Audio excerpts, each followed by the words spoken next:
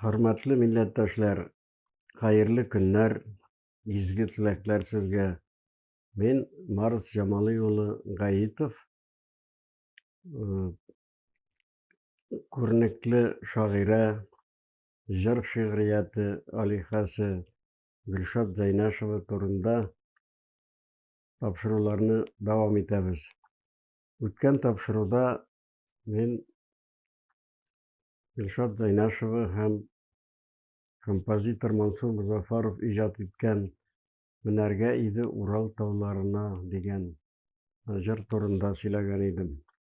Ул җырны татар халкы, җыр сөючеләр, җырчылар, җәмәгатьчелек җылы кабул итте. Ул популяр булып китте.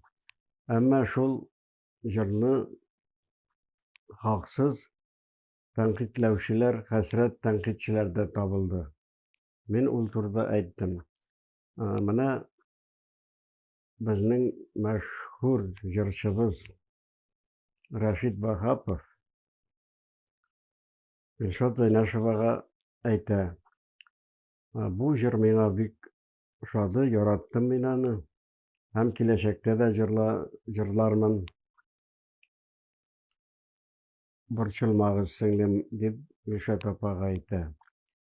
Аннан соң матбугатта шактый мәкаләләр чыга. Бөек җырчыбыз Илһам Шакиров. Ул җырны беренче башкарган җырчы Социалистик Татарстан гәзитендә күләмле мәкалә бастырып чыгара. Ул анда әйтә: "Менә минем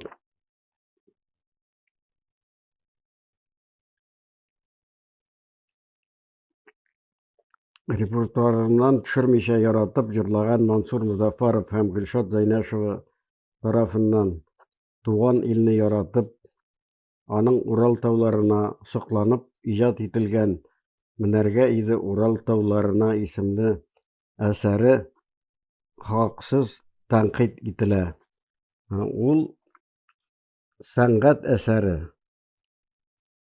Гадилек, кешелеклелек, җыр текстлары өчен дә хас булырга тиеш. Аларда кеше күңеленең кичерешләре, омтылышлары образлы гәүдәләнергә тиеш", ди. Һәм Гөлшат Зайнашеваны яклап, бу тәнкыйтьнең нигезсез һәм хаксыз икәнлеген күрсәтә. Бу җырны яклап, шагыйрәне, авторны яклап, Гариф Ахунов яклап чыга. Ул болай язган: "Җырның эчке рухын аңламыйча, бу тәнкыйтьчеләр бу җырны дөрес тәнкыйть итмиләр. Хәсрәт тәнкыйтьчеләр", дип, ул тәнкыйтьчеләрнең үзләрен тәнкыйть итә. Аннан соң җырлар язучы Әхмәт Йөрикәй 1965 елда ул Мәскәүдә яши. Мәскәүдән язган хатында Мәскәүдә барган татар концертларында "Менәргә иде Урал тауларына" дигән җырның бик уңыш казануы турында хәбәр итә. Гөлшат апа сөйләгән иде, менә бу "Менәргә иде Урал тауларына" күп эләкте миңа, дип сөйләгән иде. Аннан соң Сөембикә журналы журналисты ул әйтә. Менә Рәйсә Юсуповага әңгәмәсендә әйтә: "Үз илемдә исемле җыр өчен бик каты эләкте миңа", ди. Әмма халык бу җырны җылы кабул итте, яклады. Бигрәк тә Сара Садыйкова, ул җырның музыкасын язган композитор нык яклады дип яза. Ул җырында ул үз иленә, туган җиренә мәдхия җырлый. Бакчасында сайраган нәни кошны сагынып кайтам дип, кая гына барсам да дип яза. Менә бу хәсрәт тәнкыйтьчеләр турында үзенең «Адәм көлкесе» дигән китабында Гөлшат апа язган. Елмаеп үтик тормышның авыр сукмакларыннан. Саклагыз мине, дусларым, тәнкыйть тукмакларыннан. Тәнкыйть куштырнаклар эчендә.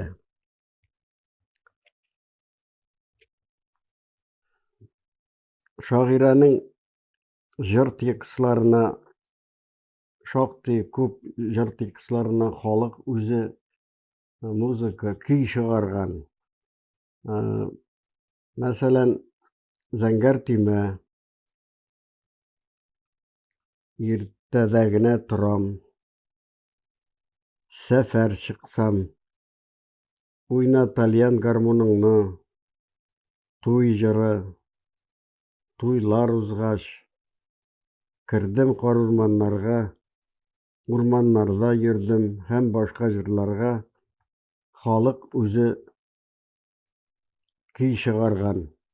Бу күрсәтә, бу җыр текстларының халыкка якын булуы, аларның яратуы турында. Гөлшат Зәйнәшева Татарстанның һәм Казанның чын патриоты иде. Ул Татарстанга мәдхия кебек бик матур җыр текстлары язды. Туган җирем Татарстан, Китмә сандугач, Идел суы ага торыр һәм башка бик күп җырлар аның Татарстанның чын патриоты икәнен күрсәтәләр. Ул Казан шәһәрендә бик ярата иде. Казан шәһәре турында бик күп шигырьләр, җыр текстлары язды. Менә шуларның берничәсен әйтим әле. Казанга багышланган шигырьләр, җырлар. Без Казан кызлары. Сара Садыйкова музыкасы. Казан кызы. Гөлбәдәр музыкасы. И Казан су, Зөфәр Хәйретдинов музыкасы. Казан минем язмышым, Казаным. Яшәрәсең, Казан, яңарасың. Казанда Сабан туе һәм башка шигырьләр Казанга мәхәббәт һәм мәдхия булып яңгырый. 1988 елда Гөлшат Зәйнәшевага Татарстанның атказанган сәнгать эшлеклесе дигән мактаулы исем бирелә. Бу чыннан да аның иҗатын зурлап, аны югары бәяләп биргән мактаулы исем булды. Күренекле язучыбыз, әдәбият белгече, галим, профессор Тәлгать Галиуллин былай яза. Гөлшат Зәйнәшеваның халык җырларына барып тоташкан, сүрәтләргә бай теле, көй сорап торган аһәңе, тирән эчтәлекле популяр җырлары авторын ул Муса Җәлил, Әхмәт Йөрикәй, Сибгат Хаким, Мустафа Ногман кебек җыр язу осталары белән бер рәткә куярга мөмкинлек бирә ди. Мәртәбәле, мәгънәле һәм тирән хисле җырларны халыкның җан авазы диләр. Гөлшат Зәйнәшеваның бай җыр мирасында җан авазы дип аталарга лайыклы әсәрләре җитәрлек.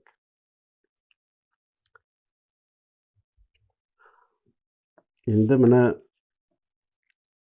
Язучылар берлегендә актив 40 ел күп кырлы мәшһүр иҗаты белән халкыбыз мәхәббәтен яулаган абруйлы шагыйрә Гөлшат Зәйнәшева инде күптән Габдулла Тукай исемендәге дәүләт премиясенә лаеклы иде.